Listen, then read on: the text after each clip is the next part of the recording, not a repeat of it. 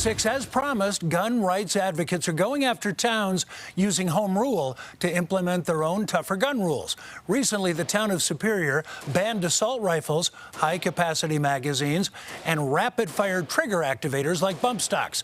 But a judge granted a restraining order against those new rules following a lawsuit from the group Rocky Mountain Gun Owners. Today, Rocky Mountain Gun Owners sued the city of Boulder, and the National Association for Gun Rights has filed separate lawsuits against Louisville and Boulder County. They want a court to stop their enforcement of similar new gun ordinances. Ghost guns are guns that are pieced together at home or in the garage or really all around us now. Last year, an estimated 20,000 were confiscated in criminal investigations around the country. Well, now for the first time, the ATF is changing the rules to regulate the sale of those ghost guns because those homemade weapons don't have a serial number and really are nearly impossible to trace when police are trying to solve crimes. CBS 4 investigator Katie Weiss digging into this. Katie, I know you've been talking to local law enforcement. They say this is very important. Absolutely, Jim. You know, with the rise of 3D printers and the ease of being able to order gun parts online, I'm told cops are seeing more and more of these privately made guns on the streets in the metro area. And that's concerning because you can make these ghost guns at home without having to undergo any background checks. And if the gun is used in a crime, it's really difficult for police to track down the owner. This new federal rule aims to change that. All this was purchased and made.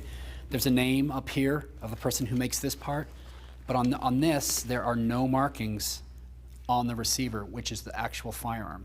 None at all. David Booth is the special agent in charge of the ATF's Denver Field Division. He says this is just one of 62 ghost guns his agency confiscated this year so far across Colorado. Just a few years ago, he says his agency wasn't seeing any in the Centennial State. The popularity of privately made firearms has really increased. That's why the ATF is changing its rules to require gun parts sold online to have serial numbers.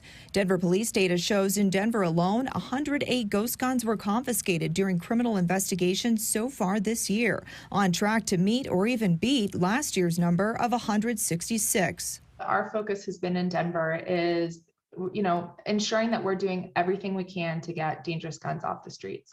Denver Deputy City Attorney Carrie Tipper says earlier this year, Denver City Council passed an ordinance similar to the new federal rules about to go into effect. It was really a first of its kind here in the state of Colorado. Do you think that that's made any difference at all so far? It's pretty early. I mean, we're roughly, 7-8 months into the new ordinance. So we're looking forward to kind of looking at that data. Federally, Booth tells me the new rules will put more responsibility on gun shops. So if you make a PMF and you want to sell it to me, you have to take it to a dealer now, and that dealer has to mark it and conduct a background check on me. Now the firearm is marked or serialized. Therefore, if anything I do with it or it gets stolen, the police can trace it.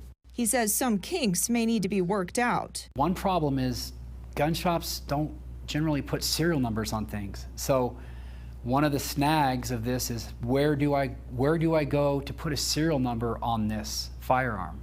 But he says the changes have a lot of potential. This is just a small step in making it a little more difficult, so I am hoping that that will deter some people. Now, this all starts very soon. The new rules will go into effect August 24th, Jim. And not surprisingly, we've been talking about some of the lawsuits up in Boulder County against Louisville. A lot of people on the opposite side. ATF already facing lawsuits over this? Yes, absolutely. Some states, including Montana, Nebraska, and Arizona, and even some gun owner associations have filed suits to try to stop the rules from going into effect. And we'll, of course, be sure to let you know what happens. I'm sure you will. Katie Weiss, thanks very much. Students at CU Boulder are moving